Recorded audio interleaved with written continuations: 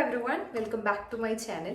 So ഇന്നത്തെ video എന്താണെന്ന് വെച്ച് കഴിഞ്ഞാൽ നമ്മൾ ഭയങ്കര സിമ്പിൾ ആയിട്ട് ഒരു മോയ്സ്ചറൈസർ എങ്ങനെ വീട്ടിലുണ്ടാക്കാം എന്നുള്ളതാണ് നമ്മൾ ഇന്നത്തെ വീഡിയോയിൽ നോക്കണേ.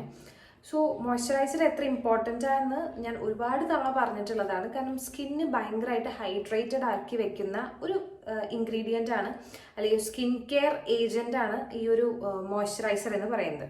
അപ്പോൾ നമ്മൾ മോയ്സ്ചറൈസർ സ്കിപ്പ് ചെയ്യുമ്പോൾ എന്താ വരുന്നത് വെച്ചാൽ ഭയങ്കര ഡ്രൈ ആയി പോകാനും അതുപോലെ തന്നെ നമ്മുടെ സ്കിന്ന് ഭയങ്കര ഡാമേജ് ആവാനും ഒക്കെ സാധ്യതയുള്ളൊരു സംഭവമാണ്. അപ്പം ഇത് നല്ല മോയ്സ്ചറൈസർ എപ്പോഴും ചൂസ് ചെയ്യാൻ ശ്രമിക്കണം എന്നൊക്കെ ഞാൻ വീഡിയോയിൽ പറയാറുണ്ട്. ഇന്ന് നമ്മൾ ഭയങ്കര സിമ്പിളായിട്ട് എങ്ങനെ ഒരു മോയ്സ്ചറൈസിങ് ക്രീം എങ്ങനെ ഉണ്ടാക്കാം എന്നുള്ളതാണ് നമ്മൾ നോക്കണേ. സോ ഇതിൽ ഇൻഗ്രീഡിയൻസ് പറയുന്നത് ഭയങ്കര സിമ്പിളാണ്. പിന്നെ ഇതിൻ്റെ ഒരു പ്രത്യേകത എന്താ, നമ്മൾ വീട്ടിലുണ്ടാക്കുമ്പോൾ വെച്ചാൽ നമുക്ക് എന്ത് രീതിയിൽ വേണമെങ്കിലും വ്യത്യാസം കൊണ്ടുവരാൻ പറ്റും. അതായത് ഭയങ്കര വെറൈറ്റീസിൽ നമുക്ക് മോയ്സ്ചറൈസേഴ്സ് നമ്മുടെ പ്രിഫറൻസിനനുസരിച്ച് ഉണ്ടാക്കാൻ പറ്റും. സോ ഇന്ന് ഭയങ്കര സിമ്പിൾ ആയിട്ടുള്ള ഒരു ടെക്നിക്കാണ് പറഞ്ഞു തരുന്നത്. So stay tune for more. So ഇന്നത്തെ വീഡിയോയിൽ ഞാൻ അമ്മേനെയും കൂട്ടുപിടിച്ചിരുത്തിയിട്ടുണ്ട്. അമ്മയുടെ ഐഡിയ ആണ് ഈ വീഡിയോ.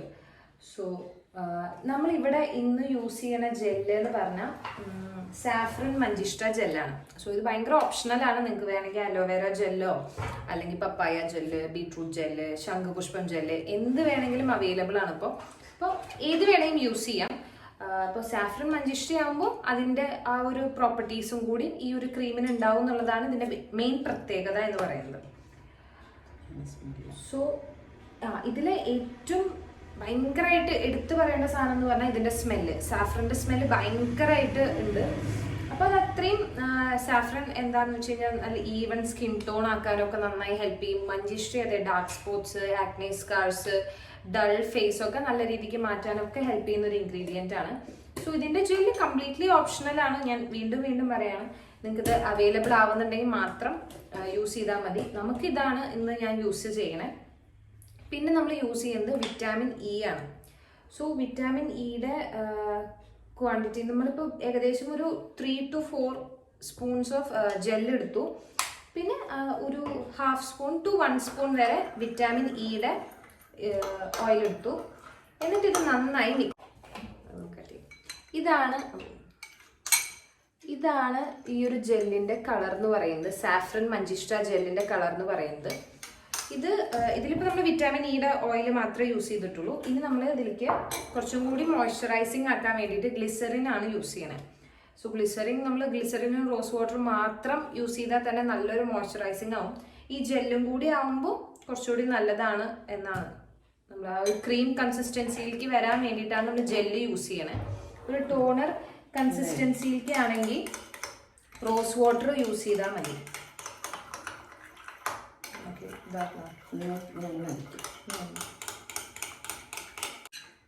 നന്നായി ബീറ്റ് ചെയ്യുമ്പോൾ തന്നെ ആ ഒരു ജെൽ കൺസിസ്റ്റൻസിയിൽ നിന്ന് ഒരു ക്രീം കൺസിസ്റ്റൻസിയിലേക്ക് വരും.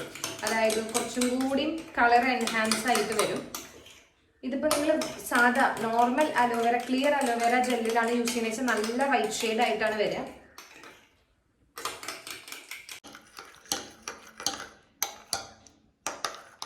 ഇങ്ങനെ തന്നെ നമുക്ക് വേണമെങ്കിൽ ക്രീമായിട്ട് യൂസ് ചെയ്യാം. ഈ ഒരു ജെൽ ക്രീം പോലത്തെ ഒരു കൺസിസ്റ്റൻസിയിൽ. പക്ഷെ ഞങ്ങൾ ഇതിലേക്ക് ജെൽ ക്രീമിൻ്റെ ബേസ് കിട്ടും. നമ്മൾ സോപ്പ് ബേസ്, ഷാംപൂ ബേസ് എന്നൊക്കെ പറഞ്ഞ് മേടിക്കുന്നത് പോലെ ക്രീം ബേസ് ഉണ്ട്. സോ അത് നമ്മൾ ഇവിടെ യൂസ് ചെയ്യുന്നുണ്ട്. അതാകുമ്പോൾ കുറച്ചും കൂടി നമുക്ക് ആ ഒരു മോയ്സ്ചറൈസറിൻ്റെ ഫീല് പ്രോപ്പറായിട്ട് കിട്ടാൻ വേണ്ടിയിട്ട്.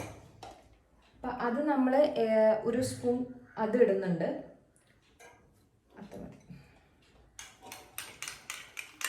ജസ്റ്റ് ആ ഒരു ക്രീമിൻ്റെ കൺസിസ്റ്റൻസിയിലേക്ക് എത്താൻ വേണ്ടി മാത്രമാണ് നമ്മൾ ഈ ഒരു സംഭവം ചെയ്യണേ. അല്ല നിങ്ങൾക്ക് മറ്റേത് മാത്രം മതി എന്നെങ്കിൽ അതും നല്ലൊരു വേ ആണ്. അത് തന്നെ ഒരു ക്രീം കൺസിസ്റ്റൻസി ഉണ്ട്. ഇത് കുറച്ചും കൂടി നമുക്ക് സ്റ്റോർ ബോട്ട് ആയിട്ടുള്ള മോയ്സ്ചറൈസറിൻ്റെ ഒരു എഫക്റ്റ് ഉണ്ടാവും. സോ ഇത് എത്രത്തോളം ഫോക്കസ്ഡ് ആവുന്നുണ്ട് എനിക്കറിയില്ല. ഇതാണ് നമ്മുടെ ക്രീമിൻ്റെ കളർ വരുന്നത്. ഒരു ഭയങ്കര ഭംഗിയുള്ളൊരു പേസ്റ്റൽ യെല്ലോ ആണ്. മണം നല്ല സാഫ്രണിൻ്റെ മണം.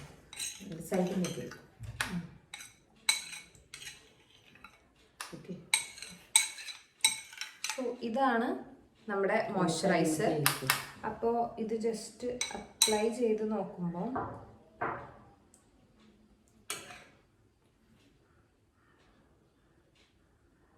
ഇങ്ങനെയാണ് ഇതിൻ്റെ കൺസിസ്റ്റൻസി, ജെൽ ക്രീം പോലെ തന്നെയാണ്.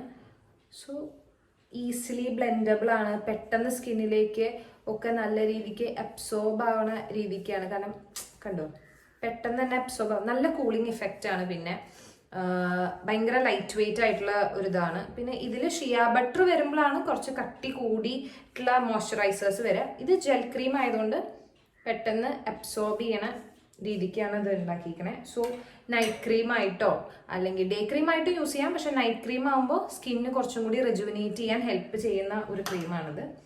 സോ ഇനി നമ്മൾ ഈ ബോട്ടിലേക്ക് ആക്കാനാണ് പോണേ. അപ്പോൾ നമുക്ക് കുറച്ചും കൂടി ഇതിൻ്റെ കളർ കുറച്ചുകൂടി നന്നായി മനസ്സിലാവും. ജെൽ ക്രീം കേട്ടോ,